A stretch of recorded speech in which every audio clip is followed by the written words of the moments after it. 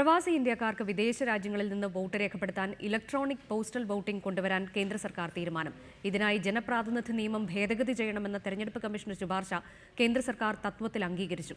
സത്യവാങ്മൂലത്തിലൂടെ ഇക്കാര്യം ഉടൻ സുപ്രീംകോടതിയെ അറിയിക്കാൻ തീരുമാനമായി. പ്രവാസികൾക്ക് വിദേശ രാജ്യങ്ങളിൽ നിന്ന് വോട്ട് രേഖപ്പെടുത്തുന്നതിനായി 2 സംവിധാനങ്ങളാണ് കേന്ദ്ര തിരഞ്ഞെടുപ്പ് കമ്മീഷൻ മുന്നോട്ട് വച്ചിരുന്നത്. ഇലക്ട്രോണിക് പോസ്റ്റൽ വോട്ടിംഗും പകരക്കാരെ കൊണ്ട് വോട്ട് ചെയ്യിക്കലും. ഇതിൽ ഇന്റർനെറ്റിൽ നിന്ന് ബാലറ്റ് പേപ്പർ ഡൗൺലോഡ് ചെയ്ത് പോസ്റ്റലിൽ തിരിച്ചയക്കുന്ന ഇ പോസ്റ്റൽ വോട്ടിംഗ് ആണ് ഫലപ്രദമെന്ന വിലയിരുത്തലിലാണ് കേന്ദ്ര സർക്കാർ. തിരഞ്ഞെടുപ്പ് കമ്മീഷനിലെയും നിയമമന്ത്രാലയത്തിലെയും ഉന്നത ഉദ്യോഗസ്ഥർ തമ്മിൽ നടത്തിയ ചർച്ചയിലാണ് ഇത് സംബന്ധിച്ച് അന്തിമ ധാരണയായത്.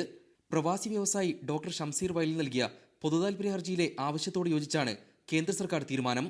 പ്രവാസികൾക്ക് ഫലപ്രദമായി വോട്ട് രേഖപ്പെടുത്താനുള്ള സംവിധാനം എങ്ങനെ നടപ്പാക്കാമെന്ന് സുപ്രീംകോടതി നേരത്തെ ആരാഞ്ഞിരുന്നു. നിയമ ഭേദഗതിയിലൂടെ ഇ പോസ്റ്റൽ വോട്ടിംഗ് കൊണ്ടുവരാമെന്ന് കേന്ദ്ര സർക്കാർ സത്യവാങ്മൂലത്തിലൂടെ വ്യക്തമാക്കും. പാർലമെന്റിന്റെ ബജറ്റ് സമ്മേളനത്തിൽ തന്നെ ജനപ്രാതിനിധ്യ നിയമ ഭേദഗതി കൊണ്ടുവരുന്നതിനായുള്ള നടപടികൾ കേന്ദ്ര നിയമമന്ത്രാലയം ആരംഭിക്കും. ഇതിനായി ലെജിസ്ലേറ്റീവ് സെക്രട്ടറിയെ കേന്ദ്രം ചുമതലപ്പെടുത്തി.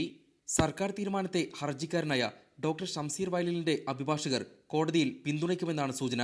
ഷംസീറിനു വേണ്ടി കപിൽ സിബൽ, ഹരീഷ് സാൽവെ, ഹാരിസ് ബീരാൻ എന്നിവർ ഹാജരാകും. ചീഫ് ജസ്റ്റിസ് എച്ച് എൽ ദത്തുവിന്റെ നേതൃത്വത്തിലുള്ള ബെഞ്ച് 14-ാം തീയതിയാണ് കേസ് പരിഗണിക്കുക. കഴിഞ്ഞ 1 പതിറ്റാണ്ടിലേറെയായി പ്രവാസി ഭാരതീയ ദിവസിൽ വരുന്ന പ്രധാന ആവശ്യമാണ് വിദേശ ഇന്ത്യക്കാർക്ക് ജോലി സ്ഥലങ്ങളിൽ നിന്ന് വോട്ട് ചെയ്യാൻ സൗകര്യം ഏർപ്പെടുത്തണമെന്നത്. ഈ വർഷത്തെ പ്രവാസി ഭാരതീയ ദിവസ് ആരംഭിക്കുമ്പോൾ തന്നെ ഈ ആവശ്യം നിറവേറ്റപ്പെടുന്നുവെന്നതും ശ്രദ്ധേയം.